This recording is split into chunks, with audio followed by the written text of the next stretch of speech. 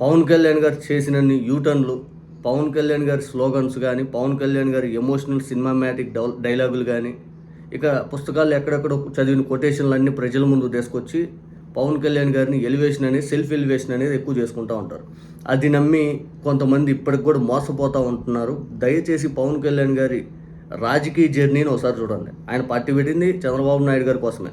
2015లో అప్పుడు land pooling విషయంలో చంద్రబాబు నాయుడు గారిని తీవ్రంగా విమర్శించారు. ఎందుకు విమర్శించారంటే ఆ ల్యాండ్ పూలింగ్ అంశంతో రాష్ట్రం మొత్తం వ్యతిరేకత వస్తే ఖచ్చితంగా పవన్ కళ్యాణ్ గారు ఆ వ్యతిరేక ఓటు షేర్ తీసుకోవాలి కాబట్టి 2015 నుంచి ఆ నిదానంగా విమర్శిస్తూ చంద్రబాబు నాయుడు గారి మీద సీరియస్ అవుతూ 2019కి వచ్చేసరికి ఆ ఓట్ షేర్ తీసుకోవాలని చెప్పి చంద్రబాబు నాయుడు గారి వ్యతిరేకతలో పవన్ కళ్యాణ్ గారిని వేరుగా పోటీ చేశారు. అందులో భాగంగా బీఎస్పీని తీసుకొచ్చారు.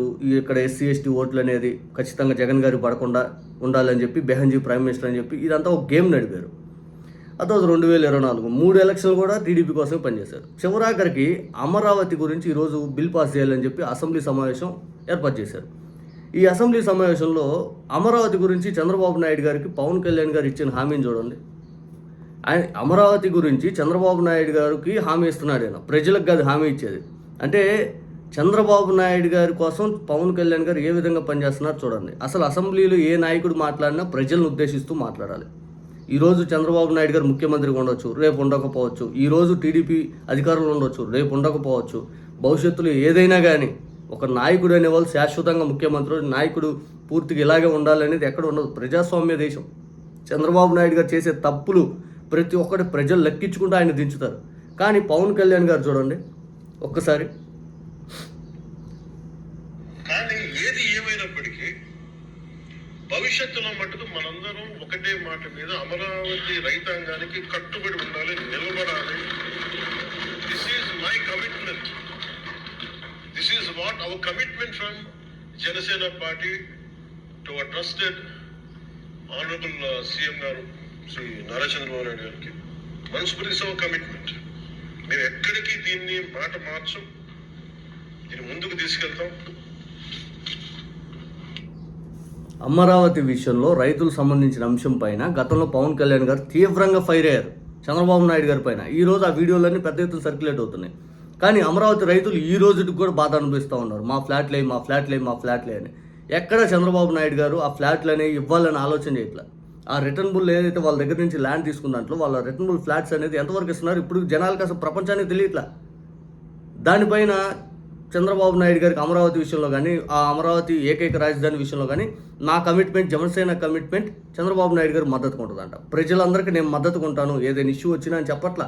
గతంలో ఎందుకు చెప్పారు? ఇక నారా లోకేష్ గారు ఉత్తరాంధ్ర డెవలప్ కావాలి, లేకపోతే అక్కడ కావాలి, ఇక్కడ కావాలని చెప్పి ప్రాంతాలను ఉద్దేశిస్తూ మాట్లాడితే దానికి పవన్ కళ్యాణ్ గారు వెంటనే ఆయన సినిమామాటిక్ ఏదైతే పుస్తకాల్లో చదివిన కొటేషన్లు తీసుకొస్తారు కదా, ఆయనకు తెలీదు కర్నూలు వెళ్తే ఇక్కడ నేను పుట్టాను, నెల్లూరులో నేను ఇక్కడ పుట్టాను, బాపట్లలో పెరిగాను, ఉత్తరాంధ్రాలు తిరిగాను, అక్కడ తిరిగాను, ఉత్తరాంధ్ర సమస్యలు అది పవన్ కళ్యాణ్ గారు ఎన్నో సందర్భాల్లో మాట్లాడతారు. కానీ ఇక్కడ విజ్ఞాన ప్రదర్శనల పేరుతోటి సెల్ఫ్ ఎలివేషన్ నారా లోకేష్ గారు కౌంటర్ ఇస్తూ ఉన్నారు. ఉత్తరాంధ్ర ఏంటి, మనందరం మొత్తం ఒక జాతిగా ఉండాలి. మనం అసలు భాషా ప్రయుక్త రాష్ట్రంలో మొట్టమొదటి ఆంధ్రప్రదేశ్ ముందుకు వస్తే ఈరోజు ఆంధ్రప్రదేశ్కి రాజధాని లేదు. మనం ఎక్కడికి వెళ్ళినా మనం ఇబ్బంది పడుతున్నాం. ఇంకా ఉత్తరాంధ్ర లేదా ఇది రాయలసీమ అది ఇదని మనం ఇంకా కూడా ప్రాంతాల మధ్య వేరుగా చూస్తే మనల్ని రక్షించేవాళ్ళు ఉండరు అని చెప్పి పవన్ కళ్యాణ్ గారు అంటారు. కానీ పవన్ కళ్యాణ్ గారు ఎన్నో సందర్భాల్లో లేదా కర్నూలు రాజధాని అయితే బాగుండు, కర్నూలు నా మనసులో ఉంది, ఉత్తరాంధ్ర బాగుండాలి, ఇక్కడ బాగుండాలి, శ్రీకాకుళం బాగుండాలి, ఇక్కడ బాగుండాలి, ఇక్కడ నేను పుట్టాను, అక్కడ నేను పెరిగాను, రాష్ట్రం మొత్తం బాగుండాలి, రాష్ట్రం మొత్తం అద్భుతంగా ఉండాలి, రాష్ట్రం మొత్తం తాటి మీద ఉండాలి అని చెప్పి పవన్ కళ్యాణ్ గారు ఎప్పుడు మాట్లాడారు. కానీ ఈరోజు మొత్తం రాష్ట్రం మొత్తం ఒకటే తాటి. నేను ఇక్కడ నారా లోకేష్ గారు వ్యాఖ్యలు నేను సమర్థించట్లా. కానీ పవన్ కళ్యాణ్ గారు గతంలో అన్న మాటలు నారా లోకేష్ గారు పెద్ద తేడా లేదనే చదువుతున్నా నేను. నారా లోకేష్ గారు గతంలో ఇప్పుడు ఎలా అయితే అన్నారు ఇప్పుడు అదే అంటున్నారు. ఇక పవన్ కళ్యాణ్ గారు గతంలో అన్న మాటలు ఈరోజు వచ్చి మళ్ళీ మాట సవరణ పేరుతో నారా లోకేష్ గారికి ఏదో కౌంటర్ ఇస్తున్నట్టుగా పవన్ కళ్యాణ్ గారు సెల్ఫ్ ఎలివేషన్. ఒకసారి పవన్ కళ్యాణ్ గారు వీడియో చూడండి. డబ్బులు పెట్టాం, ఎంత డబ్బులు వస్తుంది, వీటన్నిటికంటే కూడా విసిగిపోయాం. 1953 నుంచి ఈ రోజు దాకా ఒకళ్ళు అటు బొమ్మ ఉన్నారు, ఇంకొకటి ఇటు బొమ్మ లేదు, మళ్ళీ ఇటు బొమ్మ అన్నారు.